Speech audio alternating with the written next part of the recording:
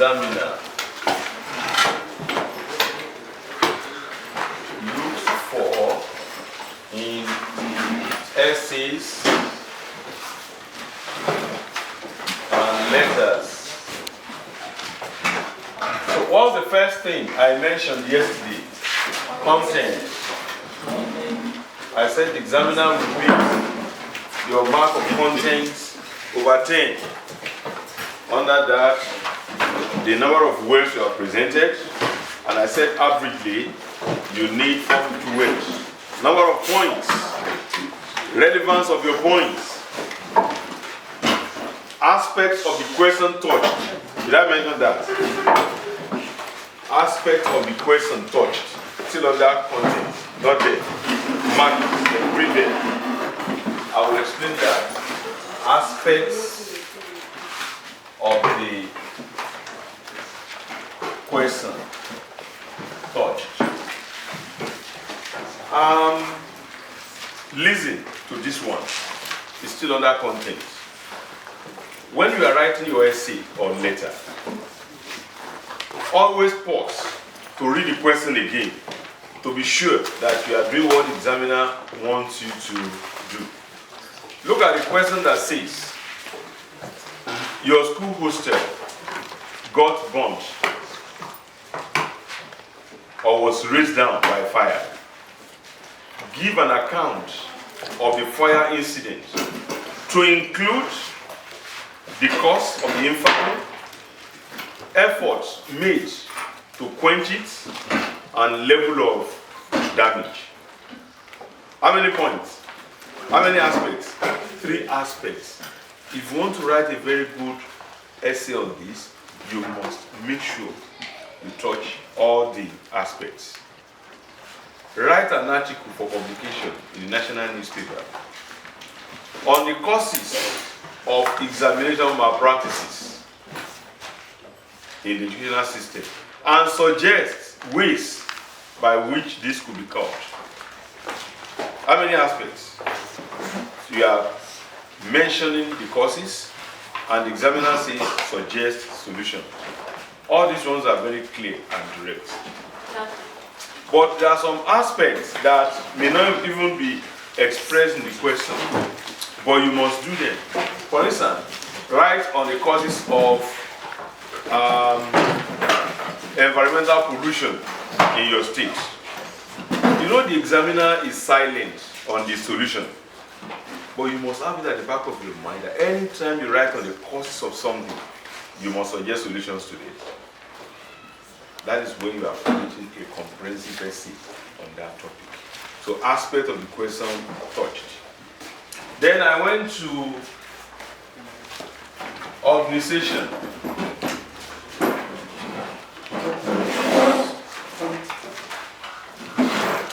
Which I said is the arrangement of your points, the arrangement of the entire essay or letter.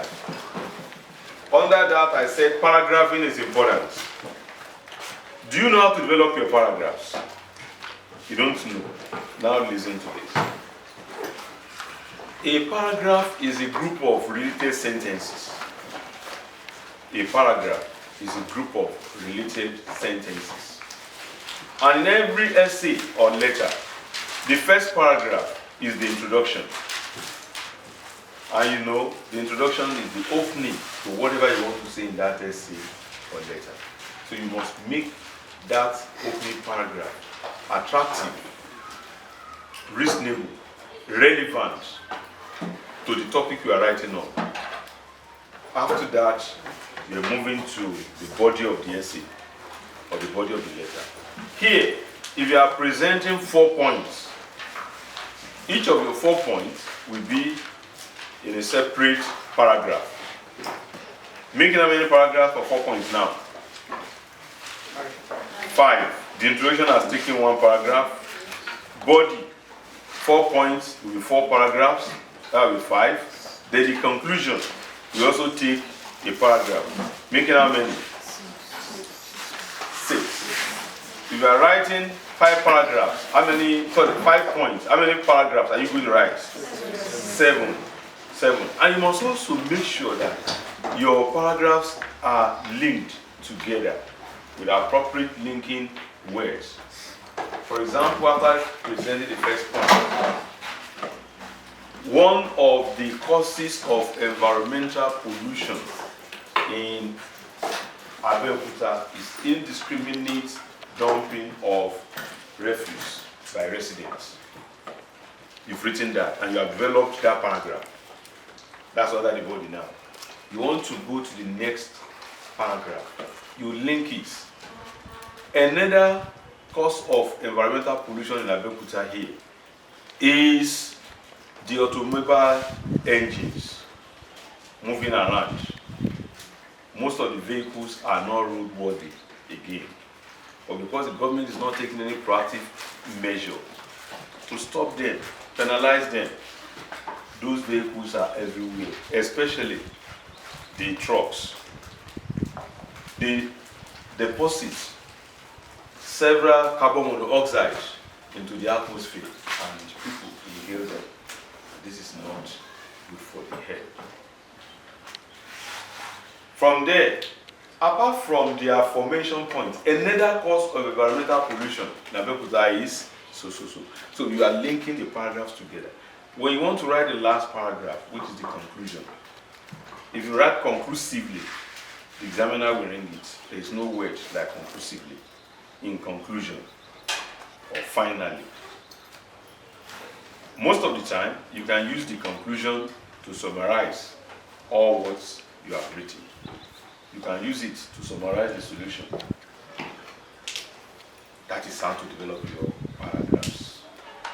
Because some of you, when you write in the exam, from the top down that page, just one paragraph, is one of the things the examiner will assess you on. You should know when you have written enough for a paragraph. You should know when you should change to a new paragraph. You should know when you should round up the entire essay. If your paragraphs are not linked together, you just write haphazardly, no logical linking, no sequence, no coherence, no unity, then your writing is a premature one. Guess what the examiner will award. Also, I mentioned the issue of sentences yesterday. That you should vary your sentences from simple to complex to compound to multiple, just as to show that your write-up is a matured one, not when you write it like a primary one pupil. My name is Adeola. I'm 7 years old. I'm in primary one. The name of my class teacher is, then my mom is this. My best food is Indomie and egg. You have put that if you want to score reasonable mark. Okay. Apart from these two, the examiner will also examine your essay based on expression.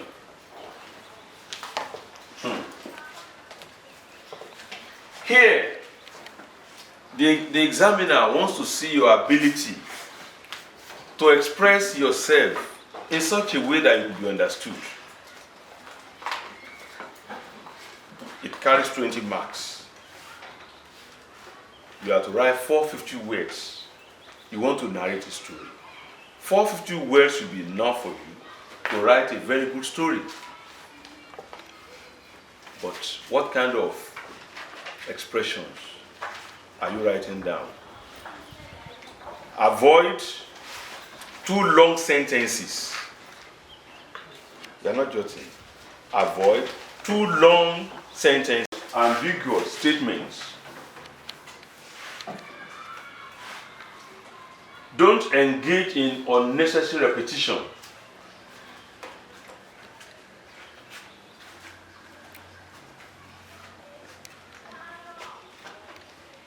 Make use of the appropriate words or diction. Appropriate words or diction. I cannot imagine an SS3 student who is writing SSCE and is narrating an event that took her to the hospital And then describes, in trying to write, says, when the girl fainted in school, 2 prefects and some teachers carried the girl to the hospital. When they got there, they went to a place where they gave them cash. From them, they went to a place where they started attending to her.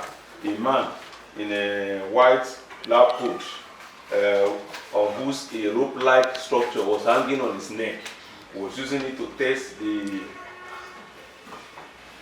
You are not writing. There you are writing about the hospital. We are expecting you to talk about emergency ward. You are talking about a doctor. You are seeing somebody that put on a white coat or white lab coat. You are talking about a rope-like thing.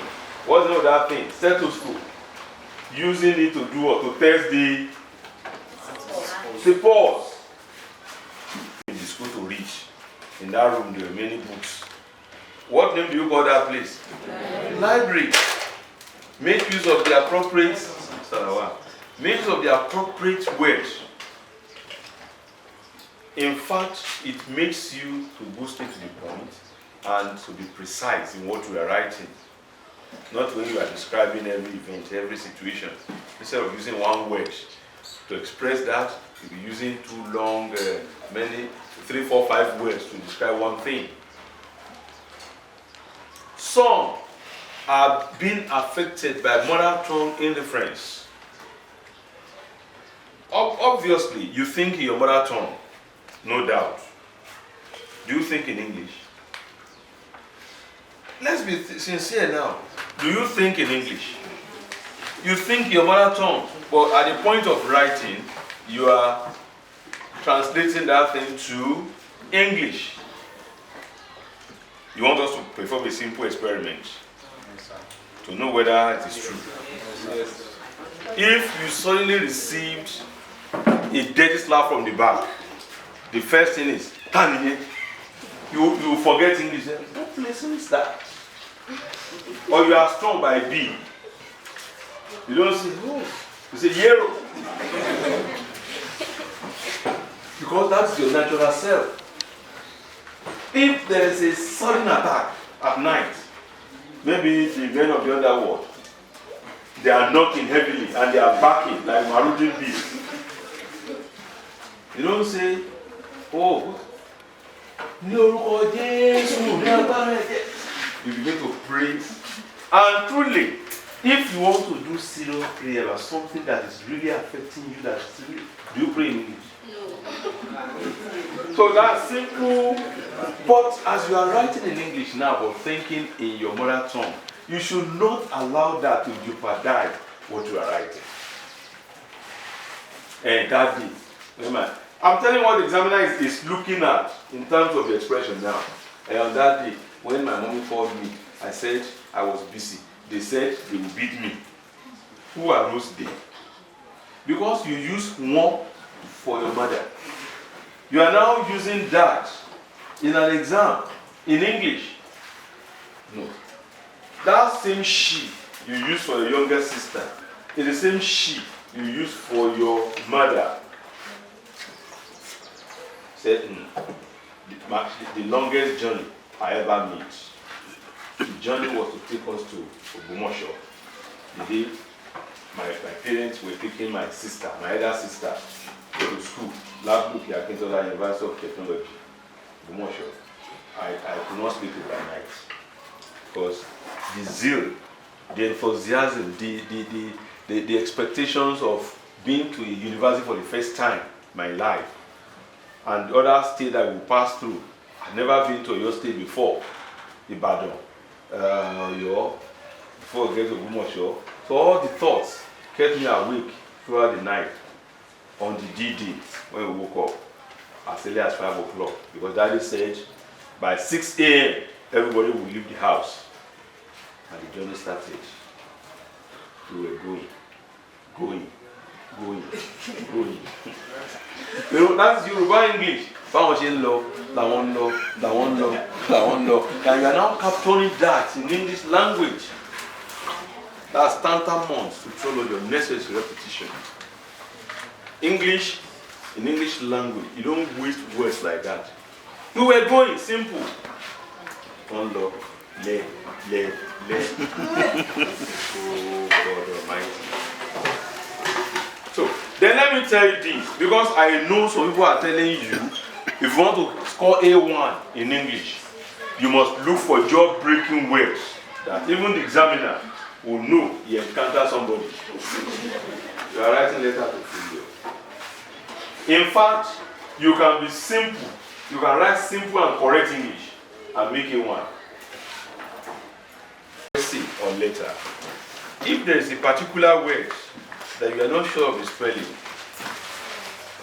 don't use it. Look for another one that you are very sure of the spelling. From my marking experience, majority of students, they misspell simple words. Writing, you see them writing double T. I don't know where they've seen double T. It's very popular among candidates. I am writing this letter to you. When they write tomorrow,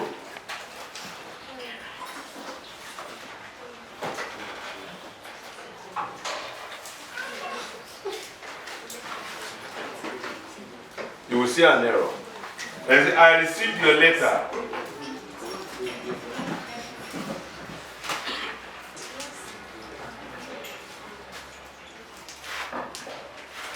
You will see an error there. Accommodation.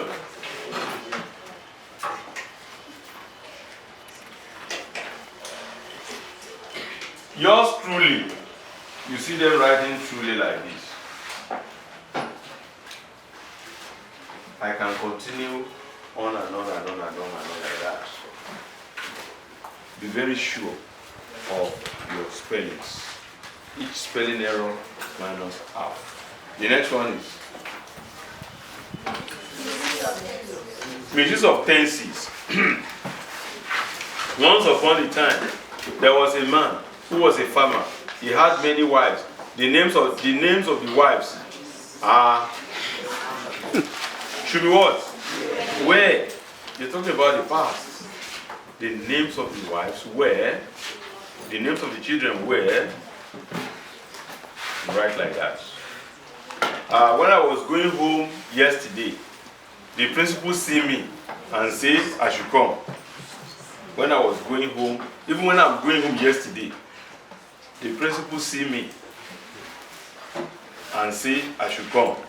SS3, YX student, candidate. So when I was going home yesterday, the principal saw me and said I should come. So I was going to say I should keep. That's another terrible thing. The examiner will also remember that. So, mind your tenses. Mind your tenses. The next one there, omission of words. Maybe because of the tension which examinations will bring. Always pause when you finish writing or while writing to read over. If care is not taken because of the way you are writing and the way you are panting, you wanted to write, the boy is good at mathematics. This is what you succeeded in doing, in writing. Funnily enough, you may read this thing 5 times, you'll be seeing boy there. What boy is in your mind? It's when a neutral person reads this that will say, he's good at mathematics, this is rubbish. But after writing the whole, before you submit, you will take your time. By that time, you will have calmed down and the tension in you will have subsided. So you have, oh, this is supposed to be the boy is good at mathematics. Then don't forget to put the correct, that's omission mark, to indicate where boy is supposed to be. If not, you just put the boy is, well, you are not telling me you know where it's supposed to be, so it's as good as not putting anything. You put the correct to let me know it is to enter that place. That's where you are reading over. Put all those things you omitted. What's the next one? Errors of preposition. When I was teaching you prepositions, I took my time to tell you the categories of errors people normally commit in the use of prepositions. The first category, using prepositions where prepositions are not required. The policeman demanded for 200 naira from me. When demanded means asked for. So it should be the policeman demanded 200 naira from me. If you say the policeman demanded for, then it means the policeman asked for 200 naira from me. Good morning, sir. I want to seek for your advice. I want to seek for your advice. Seek means ask for. So it should be, good morning, sir. I want to seek your advice. For is not there. All we are advocating in this school is discipline among the students. You are not advocating for, you are advocating that thing. For shouldn't be part of. So all these unnecessary use of prepositions, the examiner will read minus half, minus half. Then, another category of errors under prepositions. You know, where they are supposed to use prepositions, so where they are not supposed to use it, they are using it. So the second category now is where there is supposed to be preposition, people will not use it.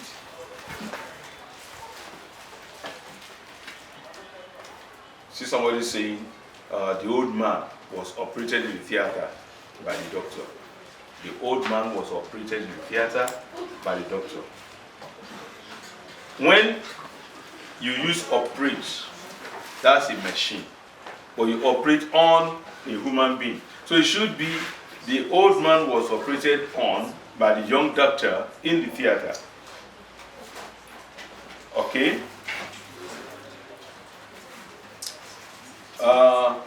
Where are you going? Where are you going? It's very common. Where are you going? Did you see any omission there? Yes. Where are you going to? Where are you going to? Not where are you going? Etc. etc. And the third category is misuse of prepositions. John left Lagos to Ibadan. The examiner will ring to. You leave a place for the other. So John left Lagos for Ibadan, not left Lagos to Ibadan. I prefer mathematics than physics. You prefer something to the other, not than the other. So I prefer mathematics to physics. I prefer English language to literature. The examiner will check all that. Tosin is very good in English. You are not good in English, you are good at English. So the examiner will ring in. So part of those errors, the examiner will want to ring. All ringable errors attract what? And you have 10 from where the examiner will begin to take away those apps. After ringing 20 errors, what remains? 0. Because minus half in 20 places is what? 0. It's minus 10, not 10. Minus half in 20 places is minus 10, not 10. So when you now take 10 out of 10, am I the one that is wrong? Minus half in 20 places. Is it 10 or minus 10? Minus 10. And you go as a science student. See. So the examiner will be taking half at every from every error. By the time he rings 20, he will stop ringing. Because that has qualified that candidate to score 0. So no more wasting of time. We will just continue to underline the remaining errors. We'll be underlining them. Then, wrong use of words is one of the topics I will teach you. Words that are often confused. Comma and comma. The man was beaten to a coma. The spelling is different from comma, which is a punctuation mark. If you use the other one instead of the other one, the examiner will need it. Tolu, remember me the name of that teacher. Remember me the name of that teacher. Instead of what?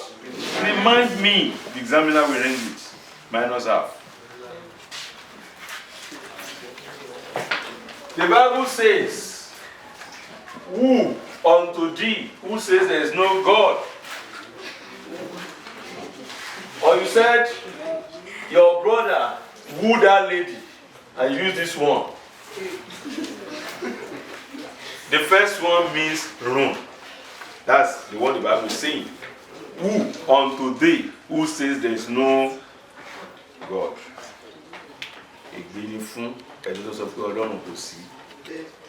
And who, the other one, is trying to win somebody to your side. It's not only in love relationship that you talk of you use the word who, because that's the only way you are using it. Even politicians try to woo supporters to their side. Yes. So, that's also another example of a wrong use of words. Advice. Some don't know the difference. The teacher gave me a piece of advice. That is noun. I went to the teacher to advise me on the choice of subjects. This one is a noun, this one is a verb. So while trying to use the noun one, if you use the verb, the examiner will read it. Minus half. We have so many of them like that. Complement and compliments. Complement and compliments. When you are greeting, you are using this one. Compliments of the season to you over there. While this one can be the other one can be a noun, can be a verb. Complement of a linking verb. A noun phrase can be the complement of a linking verb. You are using this one. That is a noun. I can say technicians complement the work of the engineers. Compliments. That one is a noun. Those nouns that I said are always used in their plural forms. You remember? There are so many.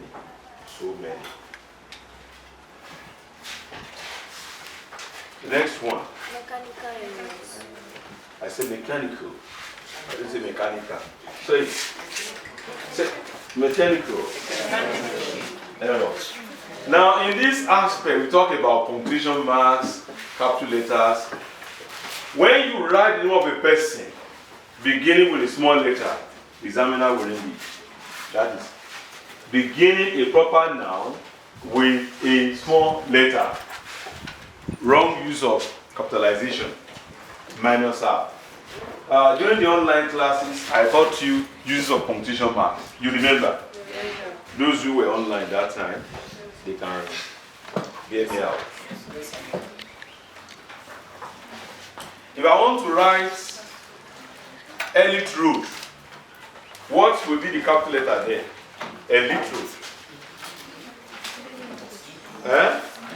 E and R. Yes. Because we have named that road, it has become a proper noun. So E in elite, capital. R in road, capital. Idiaba. We are writing Abeokuta Grammar School, for example. Abeokuta Grammar School, PMB 306, Abeokuta. But suppose you don't want to use PMB, you write Idiaba. If there isn't PMB, you are not writing Idiaba. I think I told you that. So, we want to write Idiaba now. Abeokuta Grammar School, Idiaba, Abeokuta, Ogun State. In that Idiaba, what and what will you capitalize? I in Iji and A in Aba, correct? So if you write Idiaba like this, the examiner will read this one. Minus half. Yes. Okay, Lanturu. Because of Lanturu High School students. That's where they're squeezed. Lanturu High School, comma. Okay, Lanturu, comma, Abeokuta, Ogun State. L in, Okelanturu, c'est compound word. OK, capital letter O. Ivan, capital letter L. Afro, Ita Eko. I in Ita, E in Eko. Onikolobo has no compound name, just one. So O in Onikolobo, capital letter. Any other school with those Ashiru, just one name. Oki Shadye, O in Oki. Ivan, S in. So take note. So I've taught you all the various ways you use capital letters. I said capital letters are used to begin proper nouns. These are names of people, places, days of the week, months of the year, names of religions. All they are proper nouns. Any way you write them, beginning of the sentence, middle of the sentence, end of the sentence, you must begin with a capital letter. I said you use capital letter to begin every word in the address of a letter.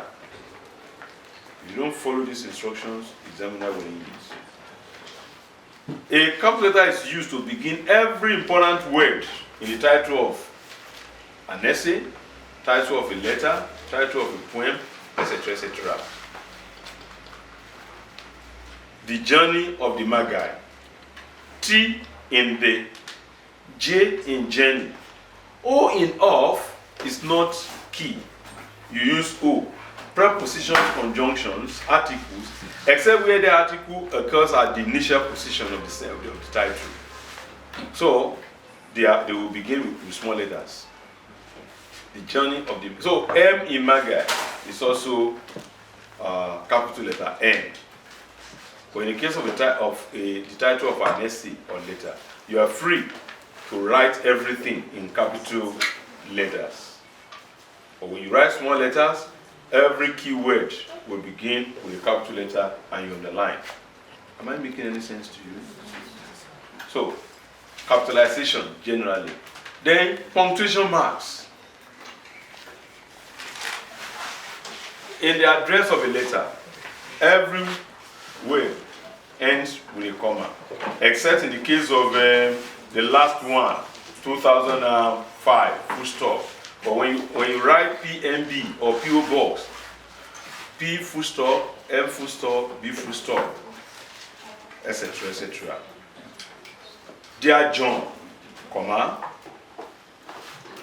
how are you and your studies? That is a direct question. We call it interrogative sentence. You put a question mark. If you say, I hope everything is going on well with you, you put a full stop. That's not a question. It's hope. And when you are writing a direct speech, remember to quote that direct speech. And remember to open the quote, close the quote. If you open without closing, the same penalty. You still get your penalty. If you write an exclamatory sentence, you put an exclamation mark. What a big snake! Exclamation mark. When the robbers were knocking, we shouted, please help! Exclamation mark. That please help, what do you do? Because you wrote it exactly the way you said it. That's direct speech. Etc. etc. Is that the last one there? So, you are expected. Wrong? Yes. When you want to divide a word at the margin, you have to put eyebrow and divide according to syllable. Don't divide teachers by writing teacher, Ivan, they're going to write S on the next line. There's no sense in that. Or even the space that contains that Ivan, you have contained the S. If you want to divide beginning, where do you put your Ivan?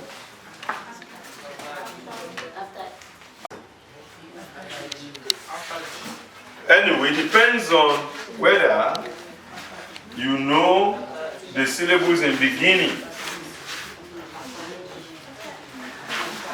he. Gin, he. So is that either after this you put your heaven, or after this you put your heaven? But if you say begin, ni, because of this end, who is supposed to go with this, or you are allowed to go with this, the examiner will end it. Minus half.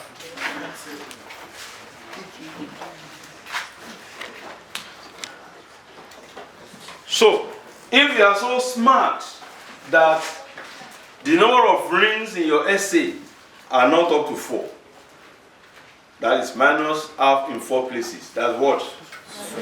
Is that still 2 or minus 2? That is minus 2. Now, 10 minus 2. 8.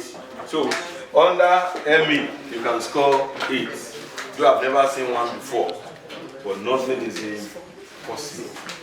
I'm sure you too, you've been writing essays for your teachers in the school and you've been scoring 0 here. Yes. And you have been wondering why they score you 0. You can stop scoring 0. If you can limit the number of errors by reading over, by being careful when you're writing, of course, you cannot score 0.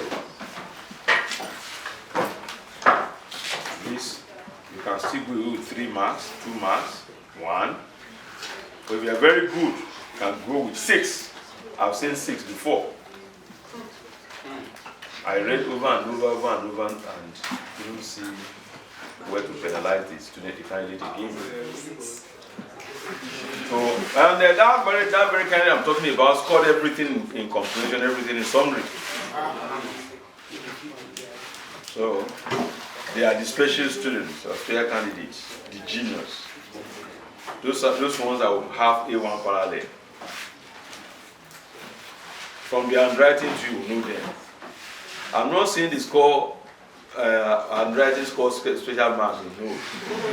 But whether you like it or not, your handwriting can affect you. If you don't write legibly, if you are the one that writes so carelessly, you want to write beginning for me, you wrote. Why do you want me to know what you left there? We are not to mark on impression. I will read this one. I don't know whether you wrote double N or single N. I don't even think there's I in what you wrote here. All I could see was a dash, then G.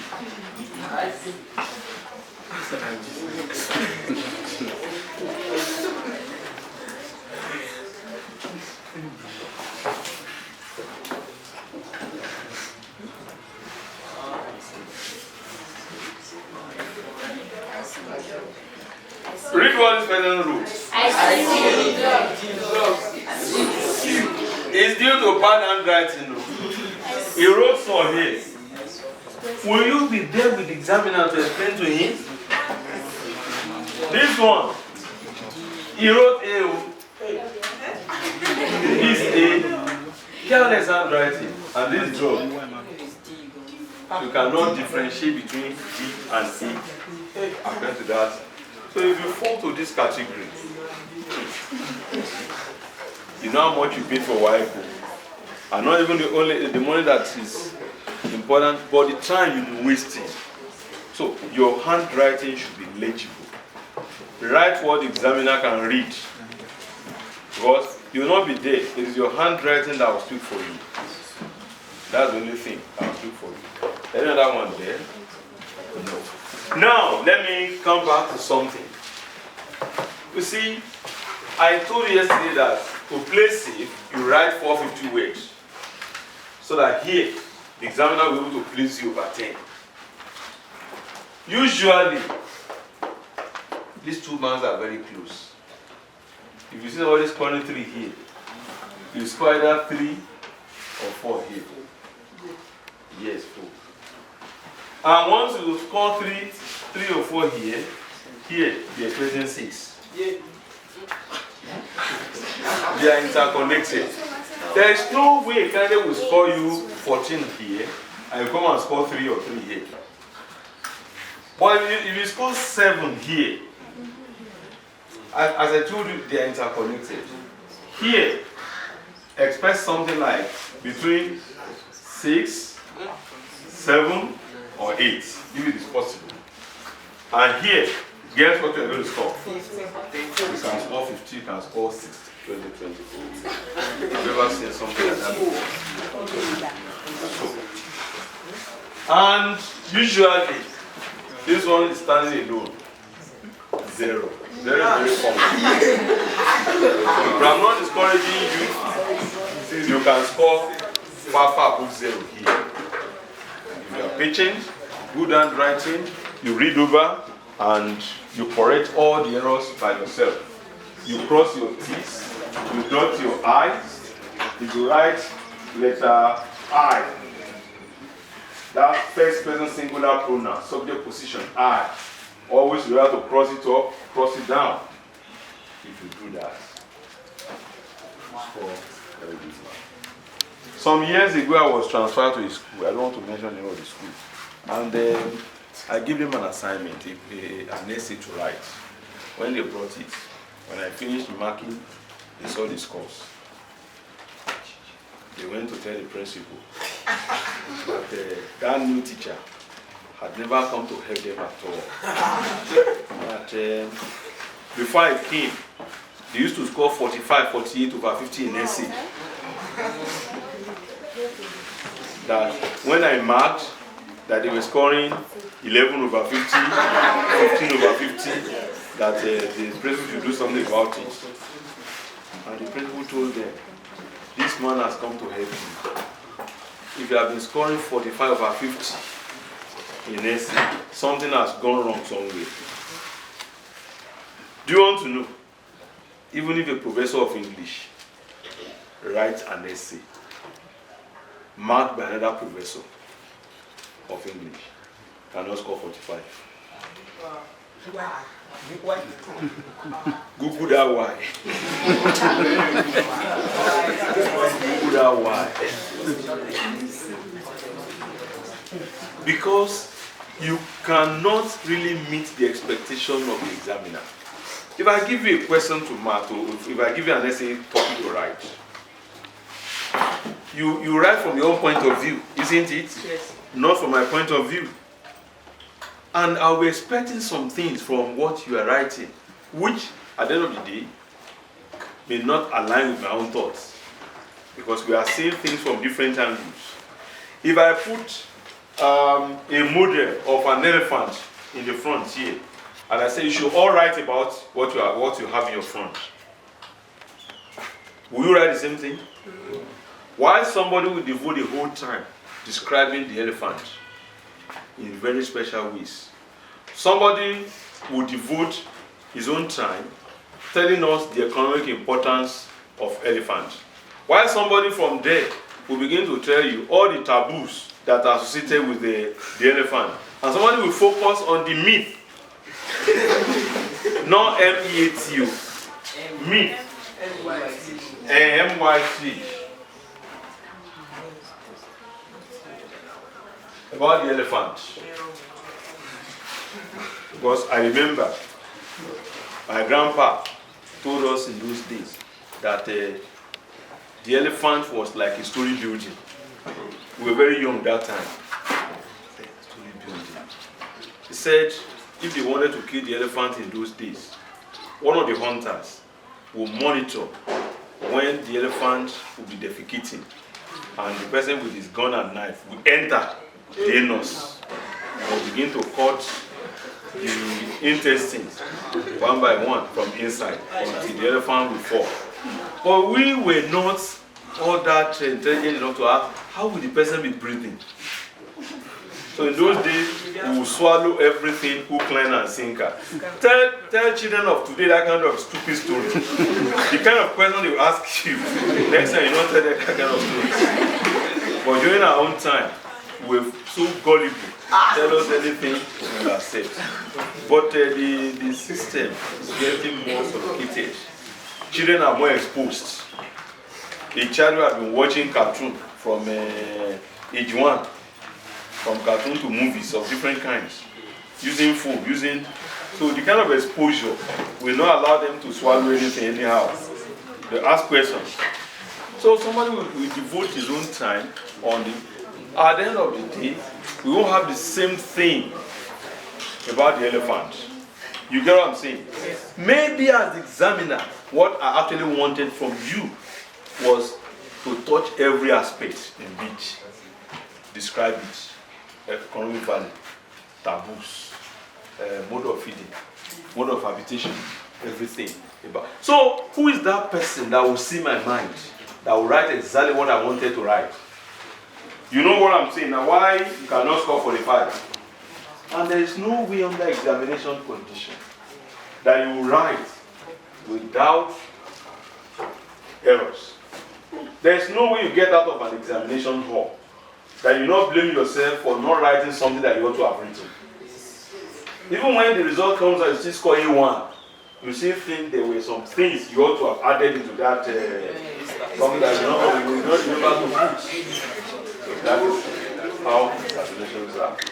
Ladies and gentlemen, by now, when you go back home, write an essay by yourself. As you are writing, you remember all these things I've mentioned, and you allow them to prevail, to come up in your essays. So when you know what the examiner is looking for, it shouldn't be too difficult for you to now to input those things into your write-up. So at the end of the day, you score A1. A1 is the ultimate. Am I right? So that is by the way. Any question? Okay. I want to ask about some words which, when you write in your essays, you have to really be comma before and after writing that word. What's maybe then, or let's say then, maybe you write a sentence and you have a comma, you have to put comma. How do you control this kind of? How do you control when you are speaking? When you are writing, you have the reader at the back of your mind. You know when to take a pause. When you, even as a writer, know that I am to take pause here, you put a comma there. Then you continue to write. On my way to Lagos last week, what should I put? Comma, because I've paused already. On my way to Lagos last week, I bought 30 liters of fuel at Shimu Junction. What do I put? Full stop. Comma again. Haven't I landed? On my way to Lagos last week, I stopped to buy 30 liters of fuel at a filling station in Shimu. Full stop. Few kilometers after Shimu, I ran into a police checkpoint. They asked for my particulars. Unfortunately, I did not have any. They threatened to impound my car. I pleaded with them. The rest is story. This is the word. Now you know how to. But if you ask a question, you know this is a question. What is your name? Question mark. If you are, did you attend the online classes? That is why he asked the question. I can see now. Because I've taught you the functions of the comma. I said 1, you use a comma after a short pause. 2, I said you use a comma when you are separating items in a list. Those who attended, are you here? Yes, you are separating items in a list. I sat for the following subjects at the SSC level: English language, mathematics, chemistry, When it remains 1, say and civic education. Full stop. I also say you use a comma to indicate a non-defined relative clause. A non-defining relative clause. When I was teaching you clauses, I said we have defined relative clause and non-defining relative clause. You still remember? If I say, girls who are short are dangerous. Girls, who are short are dangerous. Full stop.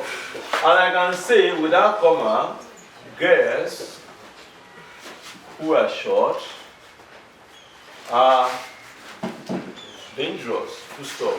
Look at these who are short here, who are short here. The two of them are relative clauses. And the two sentences don't mean the same thing. This comma has cause and effect in the first one. While the first one is saying that, we say defining relative clause, which means it is not generalizing, it is defining. While the one is saying some girls are short. The short ones among them are dangerous. The second sentence is saying girls generally are short. Because of their shortness, they are all dangerous. Defining, non-defining. On that day, I remember I gave you an example of a boy who stood up in the class when the lecturer said, you are foolish. And it was around 7 p.m. The campus was almost deserted. And one dangerous boy from the back stood up saying, Mr. Lecturer, we use substantiate. Who are those that are foolish? And the lecturer, trying to act wisely, said, I mean those in the front. You know, obedient students always sit in the front. The bad ones always sit at the back. I don't know the situation of this class. So, knowing that those who were in the front were not dangerous, he quickly said, I mean those. So what the student was asking the lecturer to do was to substantiate.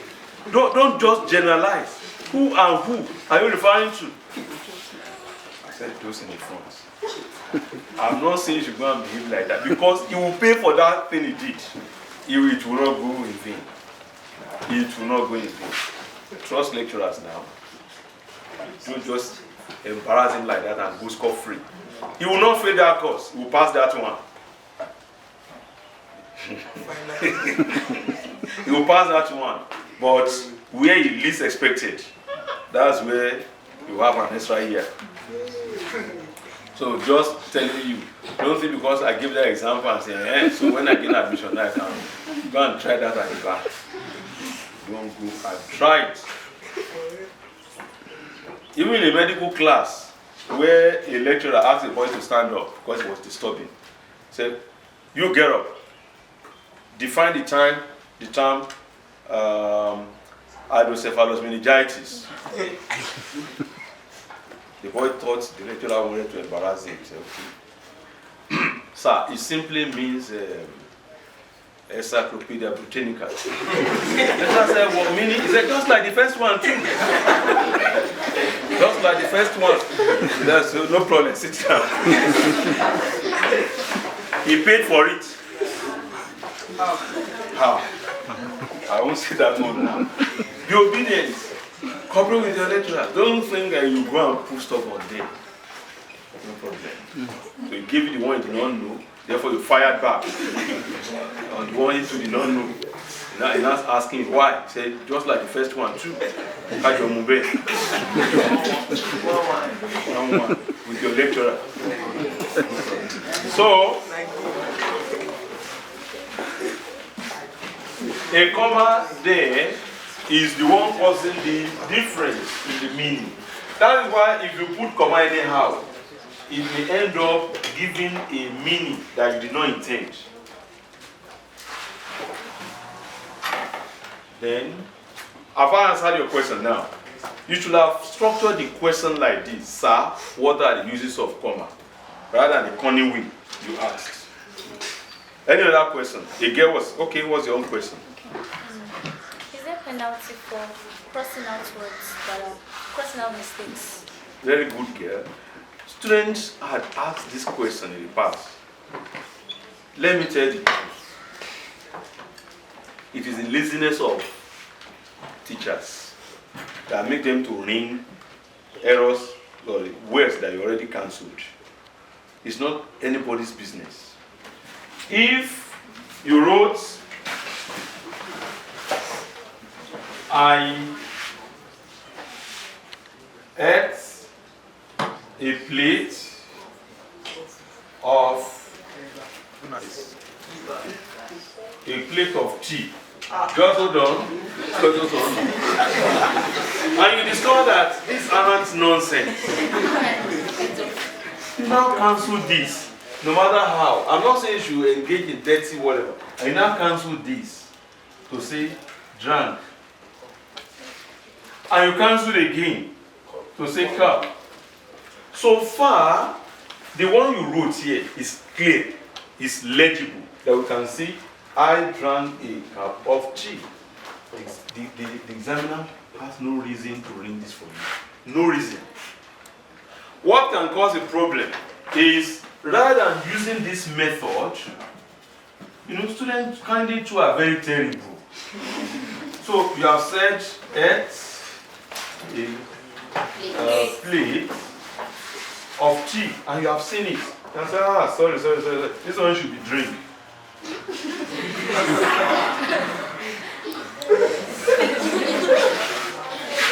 Now, is the examiner a magician to know that it was it that changed to drunk?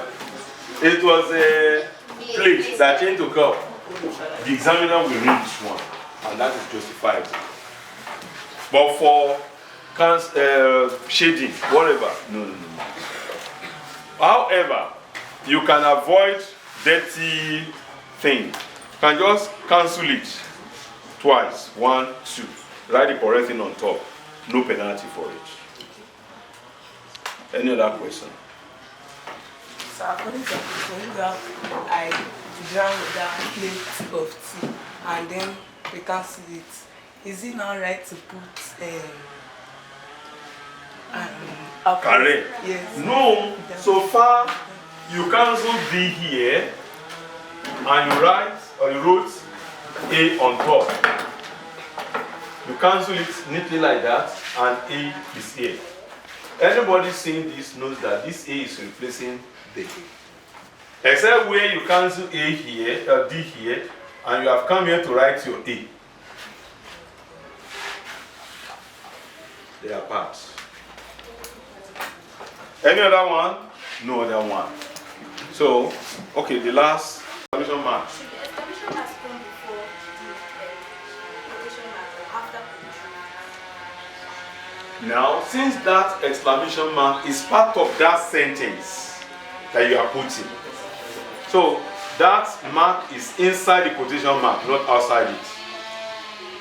Just like when you put a full stop, I've written a direct statement to say, I will carry out the operation successfully, said the doctor. I will carry out the operation successfully is quote. Okay? Said the doctor is outside it. Full stop before the quote. Because that's the exact statement of the doctor. Any other one? No other question. Bring out your PQ, past question and answer. We are attempting comprehension passages today. You have not done one before. Yeah, in a case when someone... In a case when? In a case where, sorry. In a case where... In a situation where? In a situation where someone says... Isn't that amazing? Or in case someone says? In case someone says... Isn't that amazing? Maybe, since it's also A direct speech. no, a question. So, can the person also put an exclamation mark there? Maybe when if the person is talking about something inside. There is no way somebody will put it. You cannot use two punctuation marks at the same time. Once it has been, isn't it amazing? That's what she's trying to say now. After all, it sounds like an exclamatory sentence, but it's more of a question than an exclamation. So it is a question mark that you put there. Any other question? No. Okay. Can I have a copy of that PQ? Student going to school without having past question and answer. No student will be in my class without this. You must have it.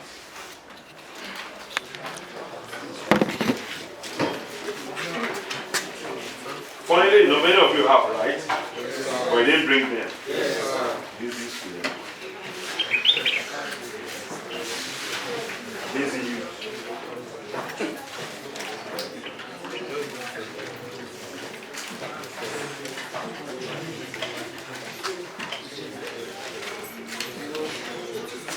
If you have a copy, either this one or any other one, raise it so that I can see the spread. Raise it.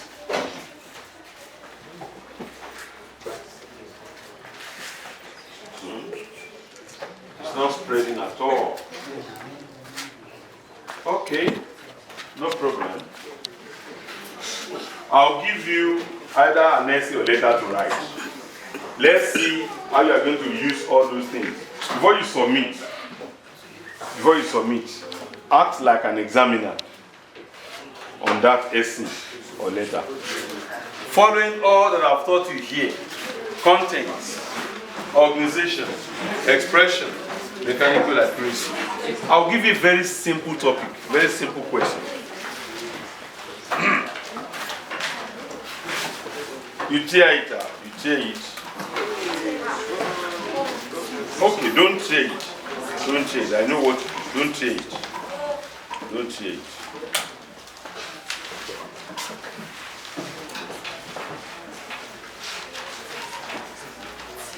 Your brother traveled out of the country 3 years ago. Your brother traveled out of the country 3 years ago.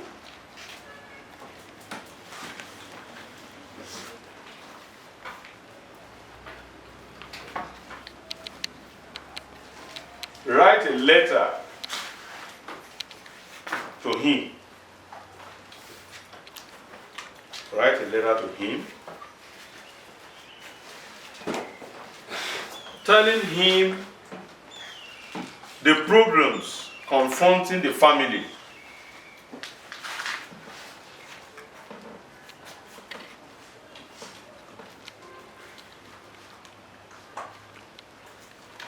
The family he left behind at home.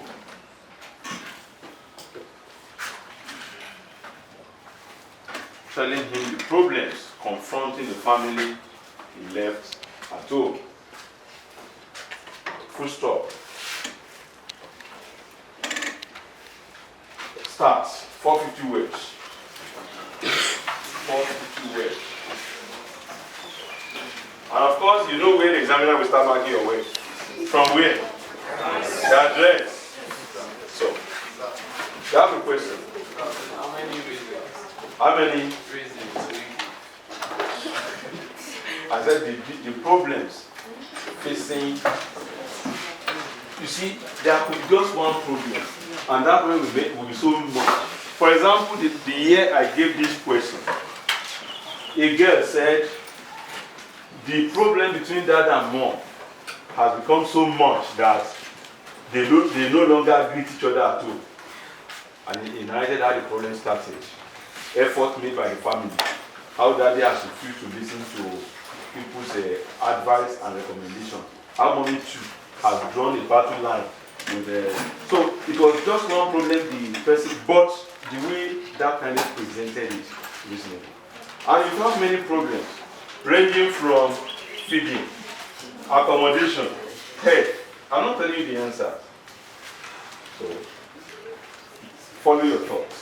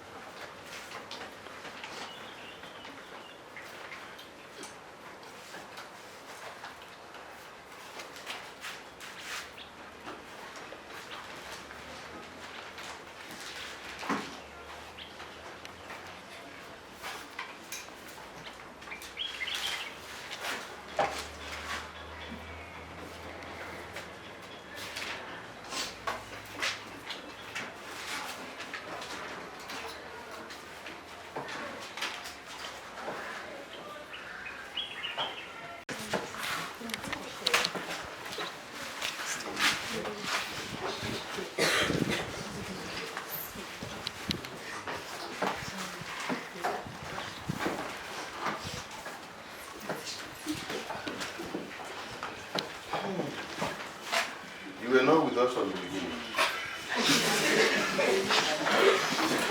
Were you with us from the beginning?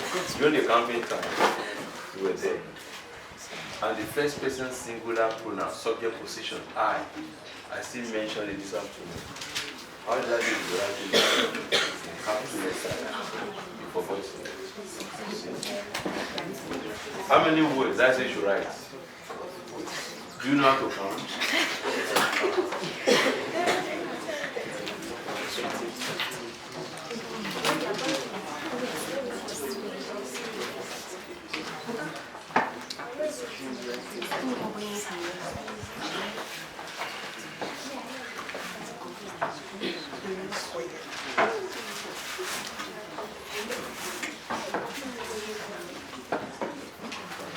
Root to 61 way. You see, the examiner will definitely count. I told you, that's the first thing the examiner will do. Write 452 words. Hope you know how to count. Number of words on line multiplied by. So in case after counting, the first line you have 7, second line you have 8, third one you have 9. Add the 3 together. Find the average. What the average be? 7, 8, 9. 8. Average will be around 8. So 450 divided by 8.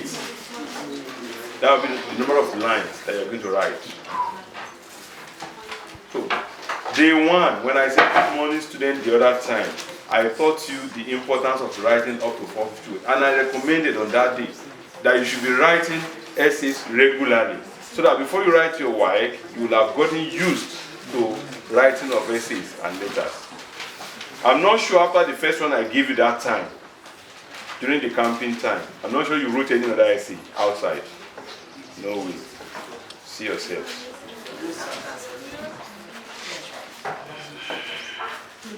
So, we'll mark this one and we'll see your areas of deficiencies.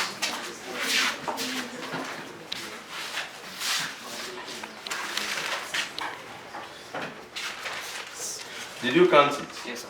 It's up to 450 words. Yes, sir. 450 words. Okay. What's the assumed number of words per line? 12. 12.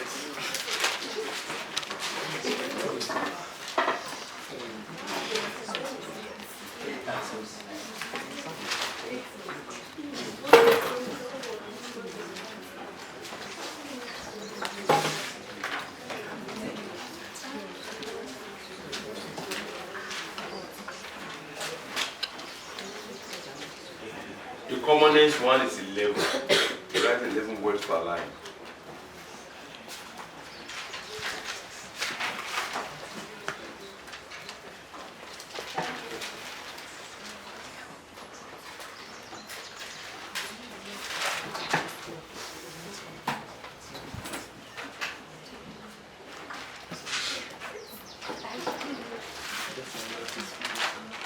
First 11 multiplied by 11. 399. Am I right? 59 multiplied by 11. 39 times 11. 429. 429. Who has been supplying that answer? Very good here. 429. Okay, like this one now. If by the time you count it, you are very close to the number of words required, don't write more. It's still okay.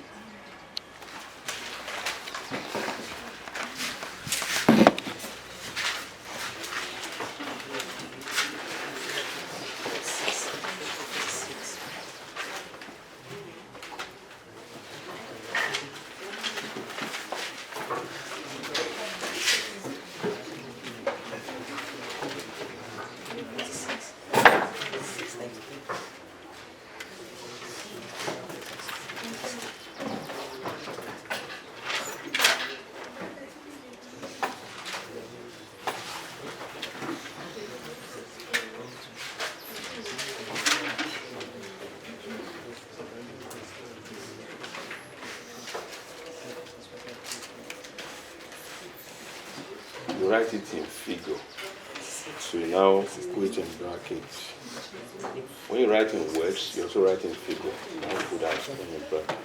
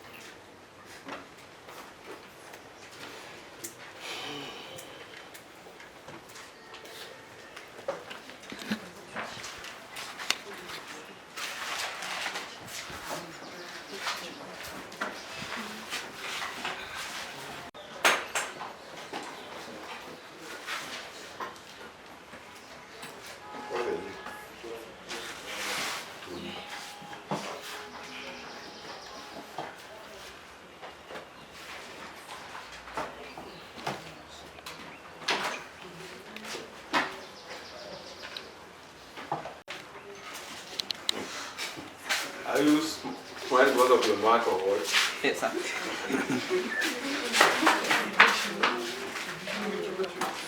Another person, bring it.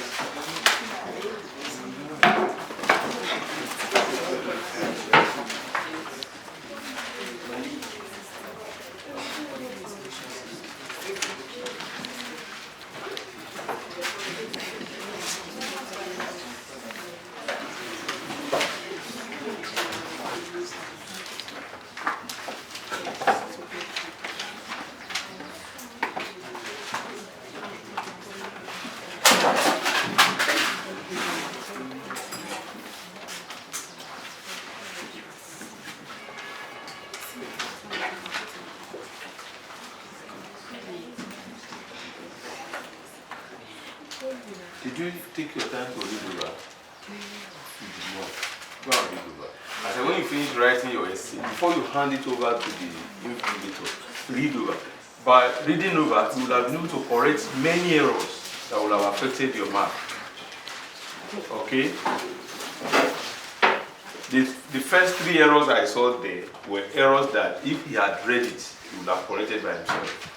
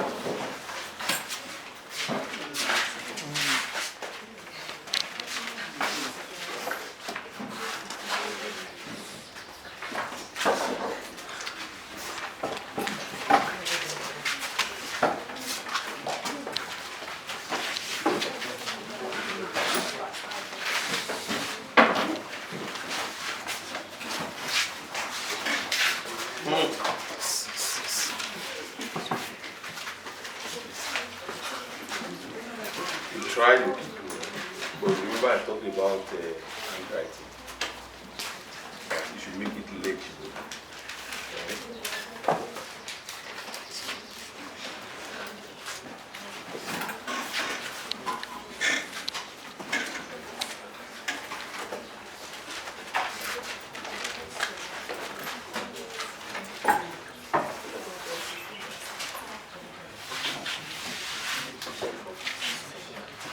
Right, by writing up to 450 words.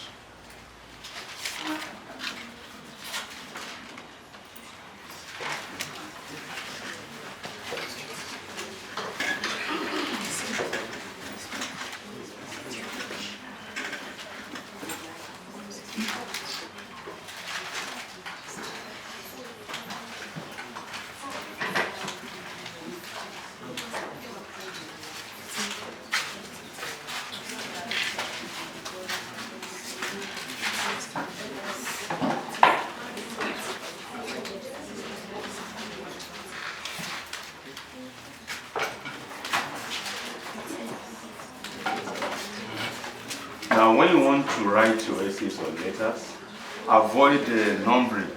When you say first leaf, second leaf, third leaf, Fourthly, it's like you are numbering.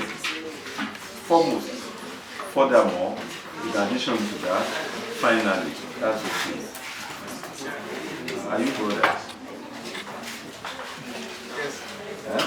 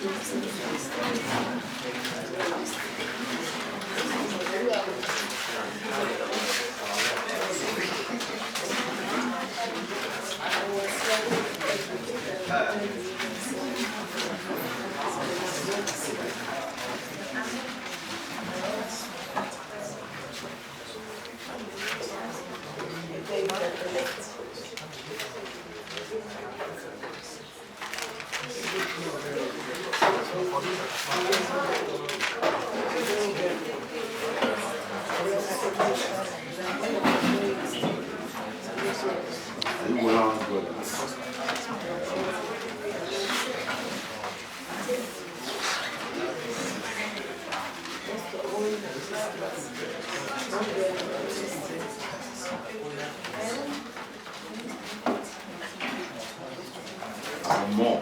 When you use more as a proper noun, more will do with the capital.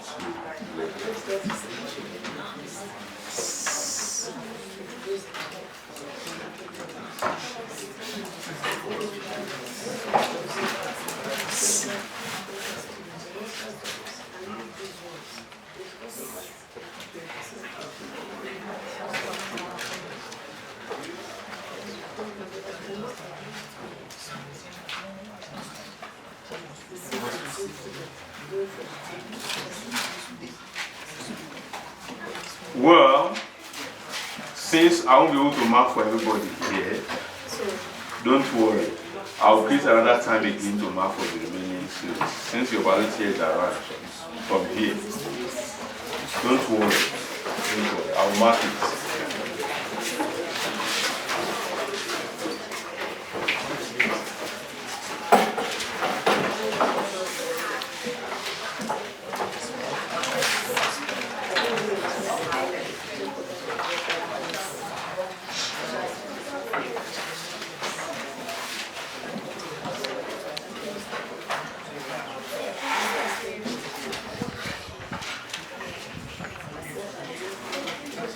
About I.